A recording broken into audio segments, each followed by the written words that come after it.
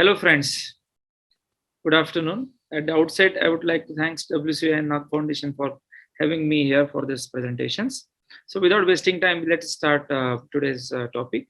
First topic is tolerability of breast cancer radiotherapy among carriers of ATM germline variants. Objective of this study was: do patients with breast cancer who carry ATM germline pathogenic variant has excess toxicity following adjuvant radiotherapy. Now, what is this ATM? A gene that controls repair of DNA double-strand breaks, confers, and consequently, there is a concern that adjuvant radiotherapy may cause excess morbidity among the heterozygous carriers of ATM pathogenic variants. Now, the method was 167 patients of total breast cancer were found to carry ATM germline variant. Of these patients, 91 received radiation. Now, ATM variants were classified as pathogenic for this study as per the interpretation of diagnostic laboratory and reviewed in central lab to be listed as a pathologic or linked pathology. Now, those with benign or likely benign variants were excluded. The remaining ATM variants, unknown significance or conflicting interpretation of pathogenicity, were classified in this analysis as a variant of unknown significance, which was VUS. Now, toxicities according to CTCCE of grade 2 and above were recorded at 3 time points at the end of the treatment visit, which is what acute, 1 year chronic, and last follow-up only ascertained at least if 2 years after completion of radiation. Now, proportion of grade 2 and grade 3 toxicity among the carriers of ATM germline variants, which was like VUS and pathologic variant, were similar in all the 3 time points of evaluation. So the conclusion was no evidence of excess radiation-induced toxicity among carriers of pathogenic ATM germline variants. Breast conserving therapy and adjuvant radiation therapy may be safe considered among appropriate selected carriers of ATM germline variants. The second topic of this session is comparison of radiation with or without concurrent trastuzumab for HER2 positive ductal carcinoma in situ resected by lumpectomy, the phase 3 trial. To explore the objective was to explore the impact of trastuzumab when combined with radiation therapy on preventing ipsilateral breast recurrence in women with HER2 positive ductal carcinoma in situ resected by simple lumpectomy. And the eligibility criteria was ECOG performance status 0 or 1, DCIS is rejected by lumpectomy, ER, PR, and HR2 status by centralized lab testing. This was a standard schema of the trial. The patients were stratified as per the menopausal status, either postmenopausal or premenopausal, plan of hormonal therapy, yes or no, nuclear grade of DCIS, low, intermediate, or high. And the randomization was very simple. Group 1, which received radiation therapy, and the other group was radiation therapy with concurrent trastuzumab, 2 doses. Dose 1, 8 milligram per kg IV, and dose 2 was 6 milligram per kg IV, given 3 weeks after dose 1. The results: there were almost 2,000 participants who were randomly assigned. At primary definitive analysis, 114 IBTR events occurred. Radiation arm 63 plus trastuzumab arm 51. Annual IBTR event rates were RT arm 0.99% and RT plus trastuzumab arm was 0.79%. So the study did not reach the 163 protocol specific event. So the definitive analysis was triggered by all patients having been studied for 5 years.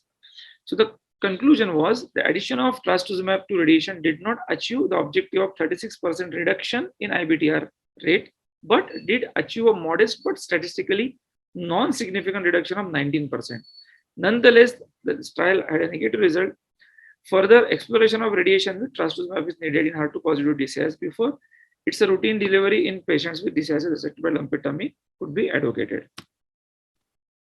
The third topic is clinical pathological features of breast cancers diagnosed in women treated with prior radiation therapy for Hodgkin's lymphoma, results from a population-based cohort.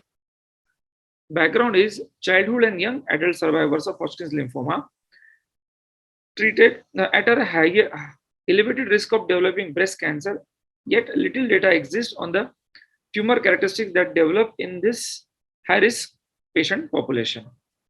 The method National Cancer Institute surveillance epidemiology and end result SEER data was used to identify breast cancer diagnosed between 1990 and 2016 in women who had received prior radiation therapy for Hodgkin's lymphoma at 30 years of younger age.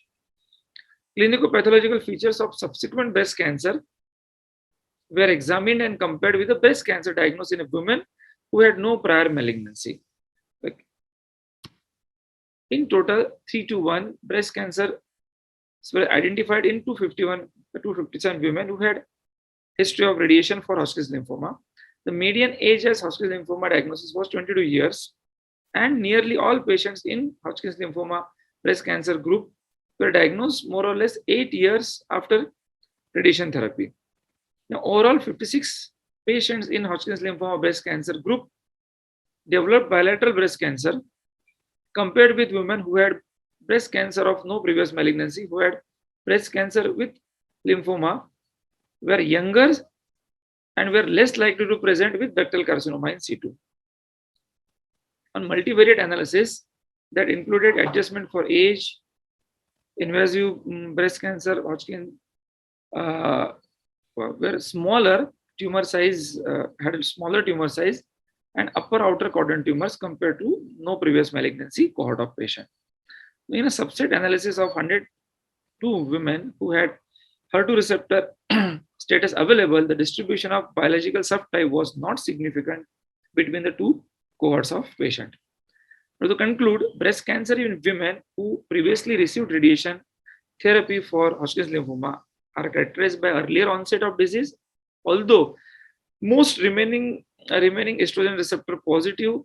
Most remain estrogen receptor positive and an early stage at the diagnosis. Probably they were screened at a regular interval, or they are little sensitized for the screening, and that's what the reason of early detection in this and smaller tumor size. The fourth one is cost effectiveness of magnetic resonant imaging screening for breast women with extremely dense breast tissue or breast tissue. Background: extremely dense breast tissue is associated with increased breast cancer risk, limited sensitivity of mammography. The DENSE trial showed that additional magnetic resonance imaging screening in women with extremely dense breast resulted in substantial reduction in interval cancers. The cost effectiveness of MR screening for these women is unknown. Now, method: they used Miscan breast microsimulation model to simulate several screening protocols containing mammography and estimate mammography and MR estimate long-term effects and cost. The model was calibrated using results of DENSE trial and adjusted to incorporate decrease in breast density with increasing age. Screening strategies varied in number of MRIs and mammograms offered to women between age of 50 to 75. Outcomes were numbers of breast cancer, life years, quality adjusted life years, QALY, breast cancer deaths and overdiagnosis. Incremental cost effectiveness ratios were calculated with willingness to pay threshold of 20,000 euros. Now, the results were: calibration resulted in a conservative fit of model regarding detection. Both strategies of DENSE trial were dominated binary mammography plus MRI. MRI alone every 4 years was cost effective with around 15.5 euros per quality adjusted life years. Screening every 3 years with MRI alone resulted in an incremental cost effectiveness ratio of almost 37,000 euro per quality adjusted life years. Now, all strategies with mammography and or 2-year interval were dominated because other strategies resulted in more additional quality adjusted life year per additional euro. Now, alternately, mammography and MRI every 2 years was close to the efficiency frontier. Now, to conclude, MRI screening is cost effective for women with extremely extremely dense breast tissue when applied at 4 years interval. For a willingness to pay more than that per quality adjusted life year gain, MRI at 3-year interval is cost effective as well. Next one is, you get what you pay for. Breast MRI screening of women with dense breast is cost effective. Now in this issue of journal, Guzin and colleagues demonstrated that in women with dense breast, screening by MRI every 3 to 4 years is cost effective compared with the current standard, which is a biannual mammography. So the authors provide critical evidence for a simple fact that a more sensitive and more expensive diagnostic test is cost effective, even if it is used for screening compared with a less sensitive and less expensive test. This publication thus provides long-awaited evidence that on economic practicability of the concept of risk-adjusted screening and therefore of pivotal importance. The bottom line is that only women with breast cancer can benefit from screening, and even those few women may not benefit because of over or underdiagnosis. Does this mean that we should abandon screening? In the absence of effective methods of cure of metastatic cancer, in particular metastatic luminal cancers, likely not. It does, however, indicate that the current breast cancer screening methods are far from perfect. Now, given the high rate of underdiagnosis associated with the mammographic screening, which is a kind of a current standard of care, and in view of the several medical, social, and financial implications of underdiagnosis, further research must concentrate on avoiding underdiagnosis. We need screening methods that keep their value proposition, which means that they should reliably identify prognostically relevant cancer early enough that the kind of a bad biology cancer should be diagnosed earlier as compared to the indolent cancers. Now, this is what breast cancer MRI does in women with dense breast. Like the dense trial has provided level 1 evidence that MR screening effectively avoids underdiagnosis as measured by interval cancer rates observed in women who underwent MRI versus mammography screening alone. Thus, dense trial concentrated on women known to be underserved by current mammographic standard, that is, women with extremely dense breast. This is paradigmatic. To combat underdiagnosis of breast cancer, we must move beyond the current one size fits all approach, where everybody undergoes the same test mammography, which is in this case for the same age onwards in the same interval until the same age. Instead,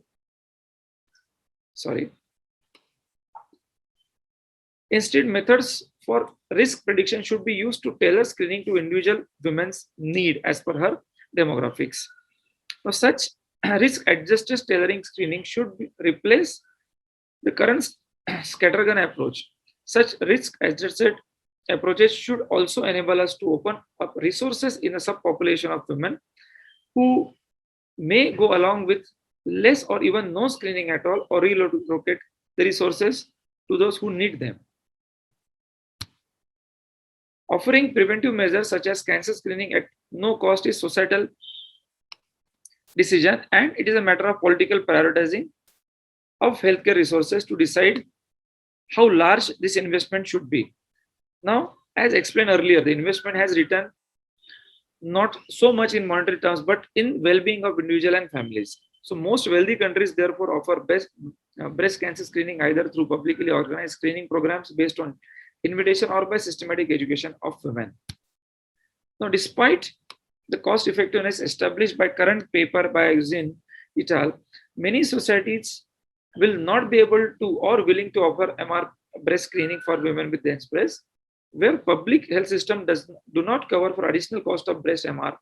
Women who are at higher risk of being underserved by mammographic screening, like women with dense breast, they may decide to pay the cost of MR screening out of their own pocket. Why not?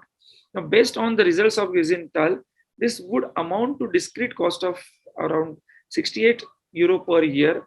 Despite being a limited amount of money, this may increase current healthcare disparity. So does that mean we should not recommend MR for screening until it is covered by public healthcare system? Question. Now, healthcare priorities between countries and societies, as well as between individuals, individuals, fair and objective information about women's personal risk screening option is essential to enable individual women to make their own educated choices. For women at risk of being underserved by mammography screening, greater investment in breast cancer screening can be considered as a useful investment in one's bodily health. A screening test that predictably will not provide the expected diagnostic information is not only painfully disappointing for those who participated and still receive a late diagnosis of cancer, but it's a waste of money. In women with dense breasts, undergoing mammography for screening is similar to having a home insurance policy that is, in case of claim, would not pay. So, to put it in a common law business balance, frequently attributed to when you pay too much, you lose a little money. That's it.